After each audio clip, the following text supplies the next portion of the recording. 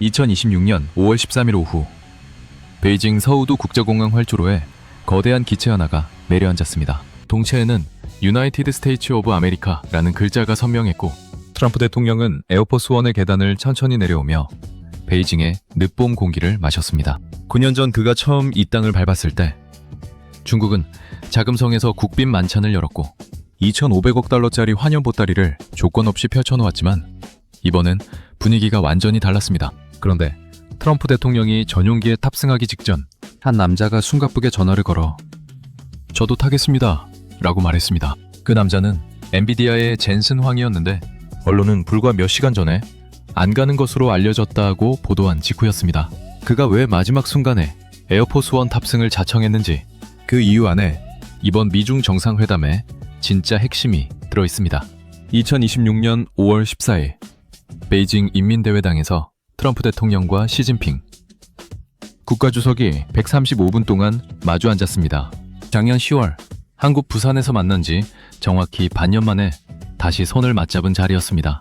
회담이 끝나고 두 정상은 과거 황제가 하늘의 제사를 지내던 텐탄 공원을 나란히 걸으며 트럼프는 "훌륭했다", 시진핑은 "건설적 전략적 안정관계를 공동으로 확정했다고" 각각 말했습니다. 그러나 양측이 내놓은 합의문은 없었고 공동 기자회견도 열리지 않았으며 말은 컸지만 문서는 비어 있었습니다. 체스 고수 둘이 마주 앉으면 서로의 수를 너무 잘 알기 때문에 섣불리 말을 내밀지 못합니다. 이번 베이징 회담은 바로 그런 게임이었습니다. 양국이 각각 쥐고 있는 패가 무엇인지, 무엇을 내줄 수 있고 무엇을 잃으면 절대 안 되는지를 135분 동안 확인하는 자리였습니다. 미국이 들고 온 패부터 봐야 합니다.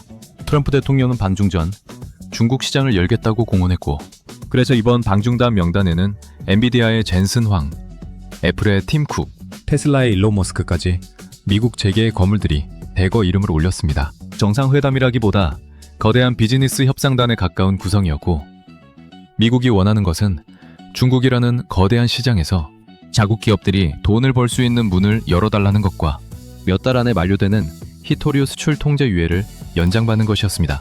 중국이 들고 온 패도 선명했습니다. AI 시대에 엔비디아의 첨단 칩은 단순한 전자부품이 아니라 전쟁의 승패, 산업의 미래, 국가 경쟁력의 총합입니다. 중국은 미국이 수출 통제로 막아놓은 H200 칩을 원했고 동시에 대두와 석유, LNG, 보잉 항공기 같은 미국산 물건을 구매하겠다는 카드를 꺼내들었습니다. 중국이 미국 농업지대와 제조업지대 유권자들의 지갑을 챙겨주겠다는 시그널이었는데 6개월 후 미국 중간선거를 앞둔 트럼프에게 표가 필요한 그 순간을 중국은 정확히 알고 있었습니다. 그래서 무엇이 결정됐습니까? 중국은 미국산 대두, 석유, LNG, 보잉 737 맥스 항공기 200대를 구매하기로 했고 미국 상무부는 알리바바, 텐센트, 바이트댄스 등 중국 기업 약 10곳에 H200 칩 구매를 승인했습니다. 양국은 펜타닐 원료 단속을 함께 강화하기로 약속했고 이란 핵무기 보유를 막는 데 협력하기로 했으며 중동과 우크라이나 사태에 대해 의견을 교환했습니다. 들으면 꽤 많아 보이지만 이번 회담에서는 없는 것을 보는 게 더 중요합니다. 시진핑은 비공개 회담에서 대만 문제는 중미 관계에서 가장 중요한 문제이며 잘못 처리하면 양국이 충돌로 치달을 수 있다고 직접 경고하며 대만에 대한 미국의 무기 판매를 멈춰달라고 요구했습니다. 그러나 트럼프는 끝까지 답하지 않았고 기자들이 공개석상에서 대만 문제도 논의했느냐고 질문했을 때도 함구했습니다. 대만은 회담 테이블에 올라오지 않은 그러나 그 방 안에서 가장 무겁게 떠있던 의자였습니다. H200 칩 수출 허용도 사실상 제스처에 가까웠습니다. 중국이 진짜 원하는 것은 그보다 윗급의 최첨단 반도체인데 그 문은 열리지 않았습니다. 체스판에서 폰 하나를 내준 것이지 퀸은 그대로 자리를 지키고 있습니다.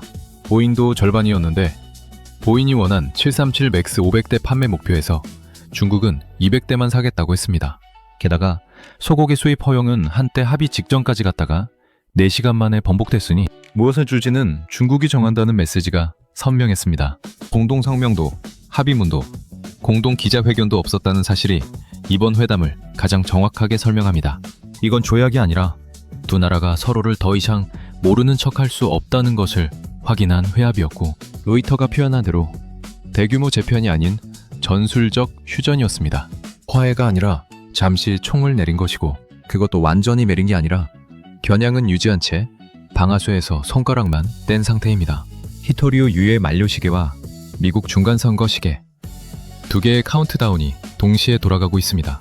젠슨 왕이 왜 그토록 이 비행기에 타고 싶었는지 이제 더 명확해집니다. AI 산업의 가장 큰 미래 시장 중 하나는 중국인데 그 시장에 팔 수 있는 칩은 제한되어 있습니다.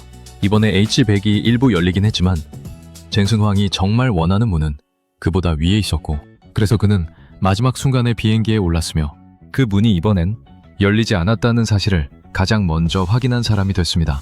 2017년 트럼프 1기 방중 때 중국은 2,500억 달러 규모의 경제 협력 보따리를 조건 없이 풀고 공동 기자회견을 열었지만 이번엔 보잉 항공기를 200대만 사겠다며 협상 카드로 사용했습니다. 미국이 원한 500대의 절반이고 그 차이가 9년 동안 바뀐 중국의 자신감입니다.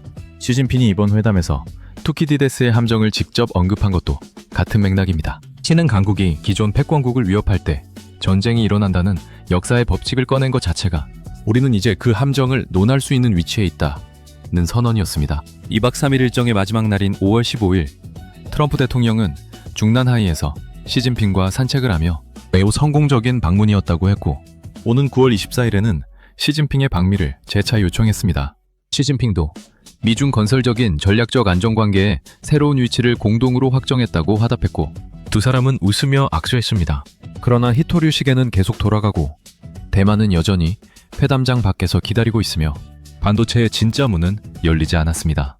세계는 미국과 중국이 협력의 언어를 쓰면서 패권의 게임을 계속하는 시대 안에 있습니다. 세계에서 가장 중요한 두 나라가 웃으며 악수했습니다. 하지만 아무도 이긴 사람은 없었습니다.